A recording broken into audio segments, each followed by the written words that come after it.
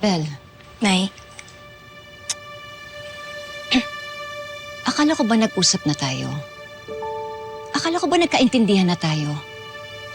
dinalhan ko lang naman ng konting tulong si Dad. Paano niya mararamdaman yung mga consequences ng kasalanan niya kung patuloy mo siyang pinupuntahan? Hindi pa sapat na nakakulong na po siya? Hindi. Kailangan maparusahan ng daddy mo. Lahat naman po tayo nagkakamali. Oo nga, Bel. Pero iba tong ginawa niya. Hindi ko siya mapapatawad sa ginawa niya sa atin. Nay, nag-worry po ako para sa'yo. Hanggang saan po kayo dadali ng galit ninyo? Kung saan man ako dali nito, wala akong pakialam. Ang daddy mo may kasalanan dito. Siya ang punot dulo nito. Kaya ako nagkakaganito dahil sa kanya. Nay, hindi po eh. Yung minsan po kayong nagalit, okay lang po yun.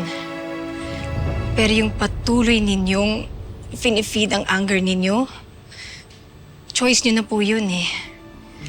I'm sorry. I'm really sorry po. Naiintindihan ko po ang galit ninyo kay Dad, pero sana huwag nyo na po akong idamay.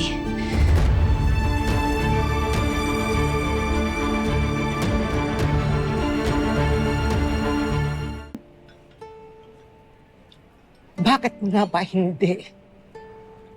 Sana nga, naibigay ko sa kanya yung pagpapatawad na hinihingi niya. Kaso lang, huli na ang lahat.